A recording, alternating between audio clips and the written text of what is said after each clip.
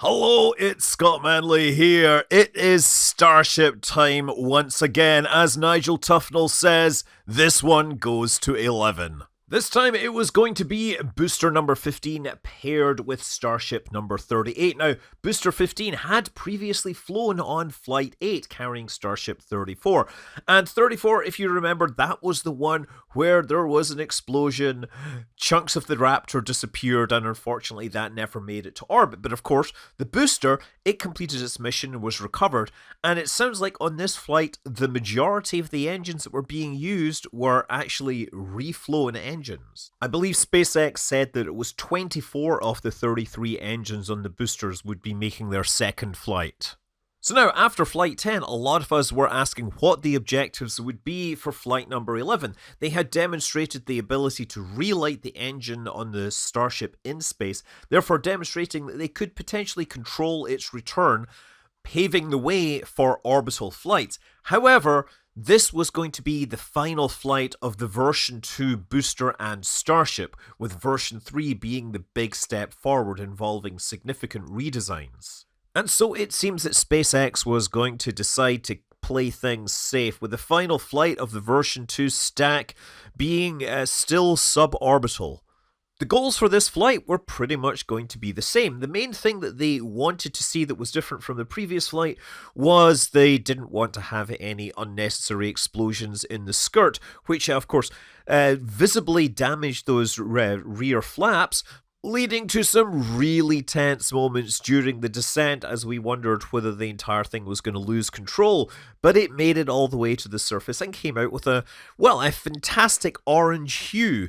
And for this flight, we did not expect a repeat of the orange painted heat shield, because the heat shield experiments that they were doing on flight number 10, those were not going to be repeated for this flight. Instead, their experiments were pretty much going to be torturing the Starship by removing even more heat tiles, including a number on the nose, where instead of being bonded to the surface with pins and having the ablative layer behind them, they are glued on, and pretty much that meant that they were going to have direct stainless steel exposed on one of the hottest parts of the spacecraft's heat shield. So it was by no means certain that this would make it through re-entry. What was certain was that this would be the final flight of this type of hardware, and also the end of this particular iteration of the ground hardware, and that meant these would be the final flights using the massive steel showerhead that they were using to protect the ground. This was, of course, after Flight 1's unintentional collaboration between SpaceX and the Boring Company.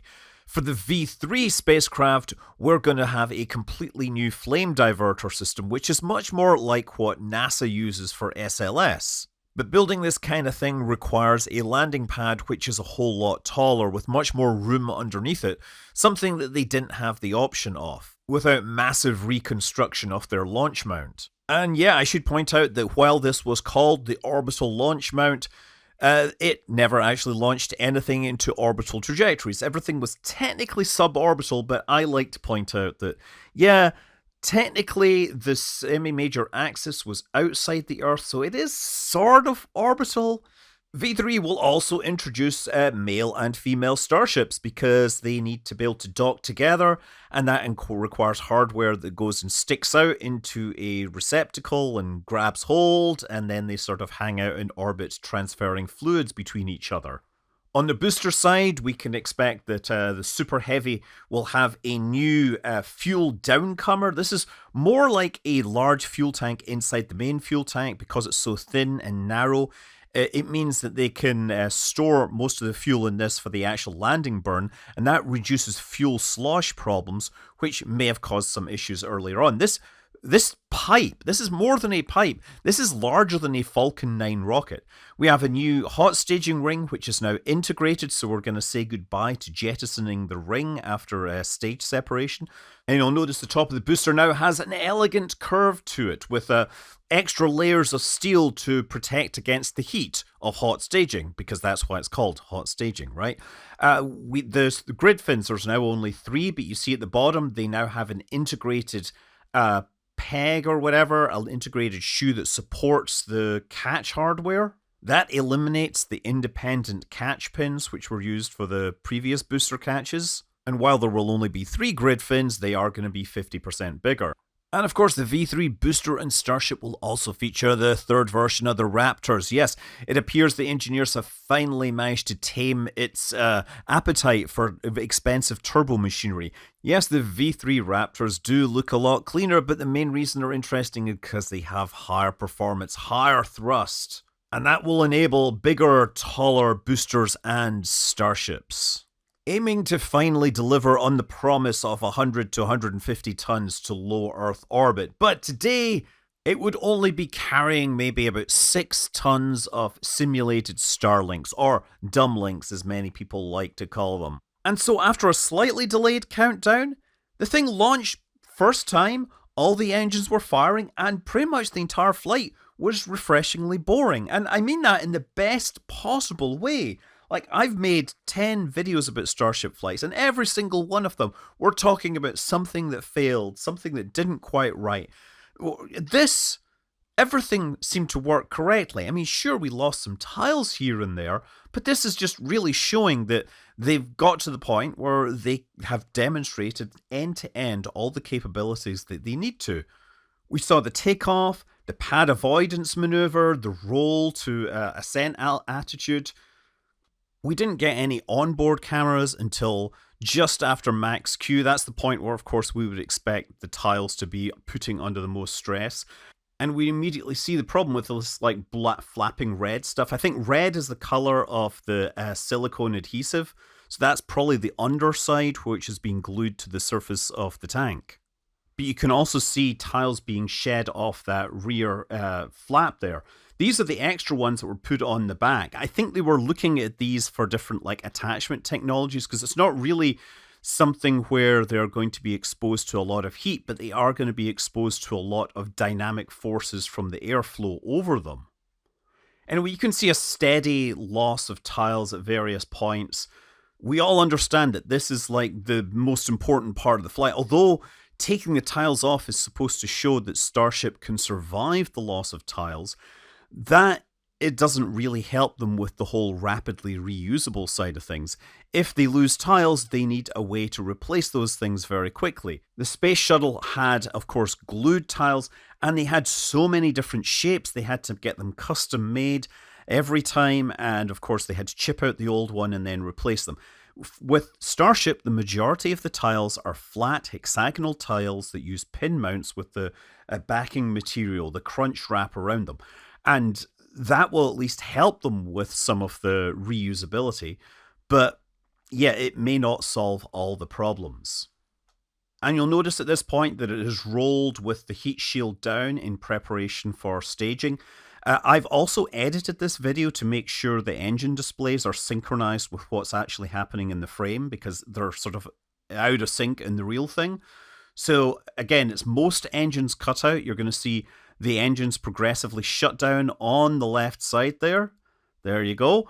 And then you're going to see on the right side the engines firing up, and of course that booster getting flipped back. And if you watch carefully, you'll see that extra plate in there in the interstage, which is used to flip the booster using the thrust of those engines.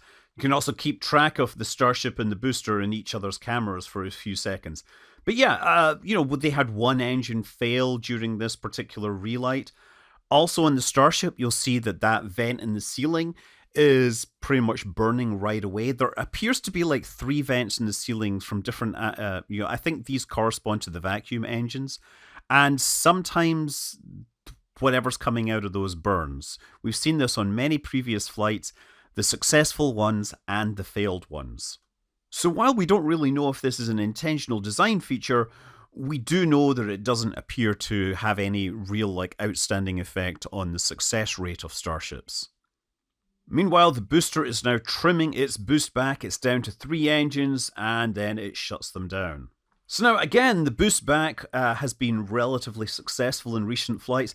The highlight here is just simply this amazing tracking shot where you can see the hot staging disc, which is just sort of sitting there floating along beside it, right? You can see this black shape.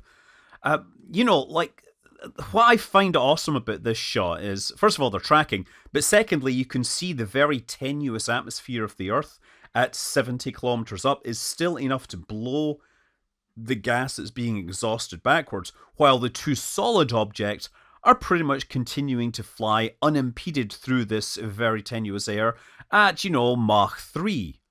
For this flight, there was going to be a slight change to the booster landing strategy.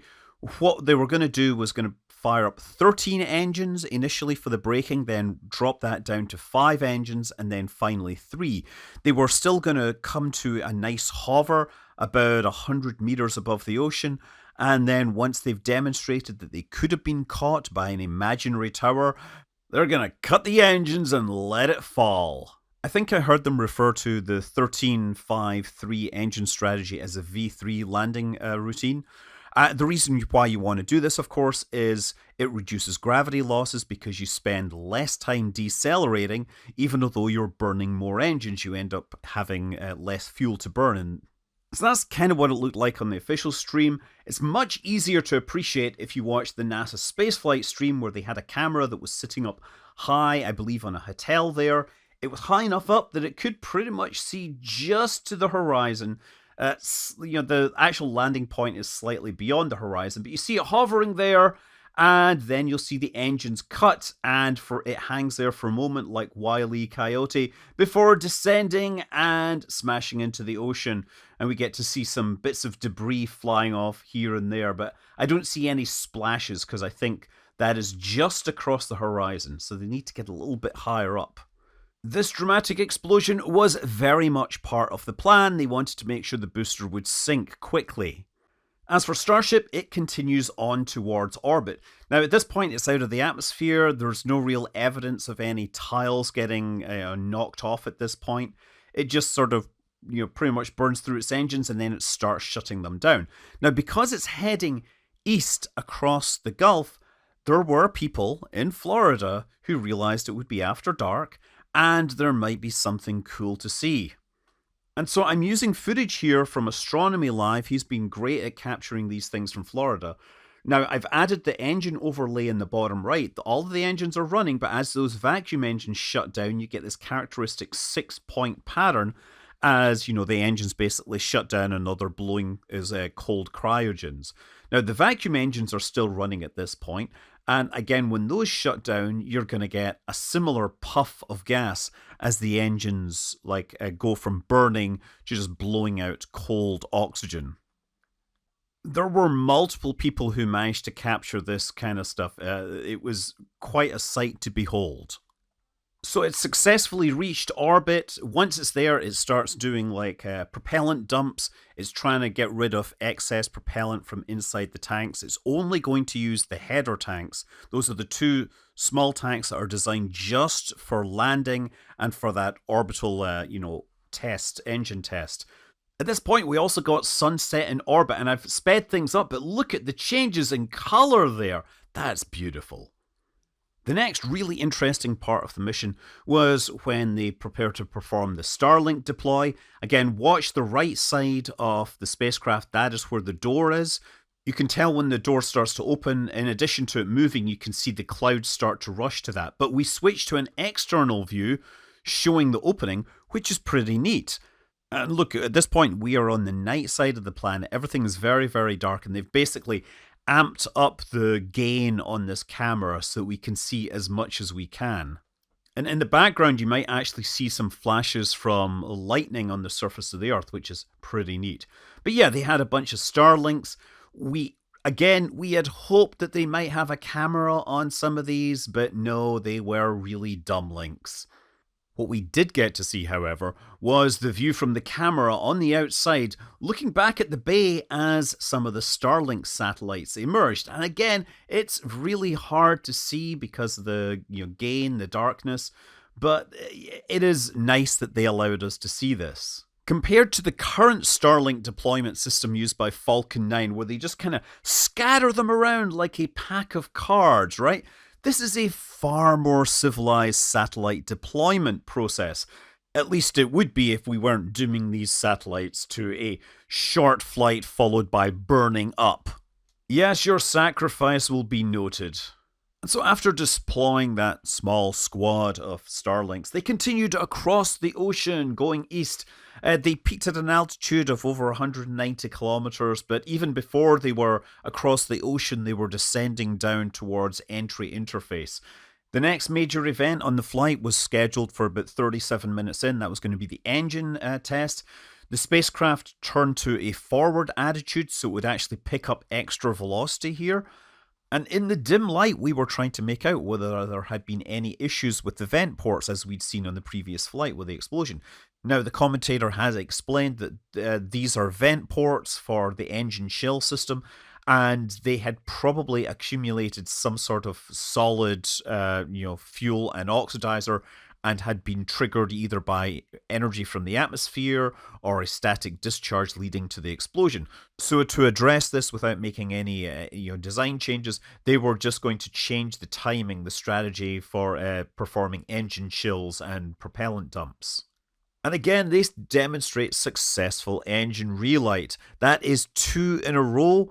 That's adding confidence, because you want to have a lot of confidence when you put several hundred tons of stainless steel into orbit. You want to know that you can deorbit it exactly where you need it to. At this point, even 140 kilometers up, there's enough atmosphere that venting from the spacecraft causes these glows that seem to pulse. That's because of various, propellant dumps, fuel dumps, oxygen dumps. They interact with the very tenuous atmosphere, and these like cold gases hit into it, they heat up, they get ionized, and you get glows. Now, they're very faint glows, but you can see this happening.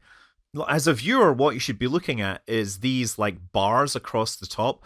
That is basically showing that they have cranked up the gain on this camera a lot.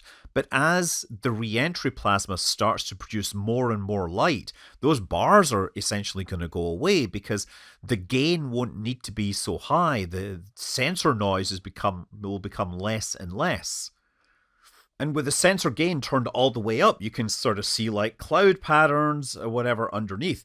But as we get lower and lower into the atmosphere, what'll happen is the light from the re-entry plasma will cause the sensor gain to have to back off, and eventually those things won't be visible. This is still nighttime, but there's enough infrared coming off of those to make them visible. Now we've come down to like 100 kilometers. You'll notice in the bottom right, the thing is in a very, it has like an angle of attack that's like close to 80 degrees. At this point, it's just maximizing its braking for control. But as it gets deeper into the atmosphere and needs to actually start generating lift, it's actually going to pitch lower. And then as the spacecraft is gliding aerodynamically, that is when they actually were going to perform like a high energy bank maneuver. What they want to demonstrate is they can actually steer the Starship from like an entry vector that's over Mexico, turn it around so it can actually get to the landing site in Boca Chica, for example.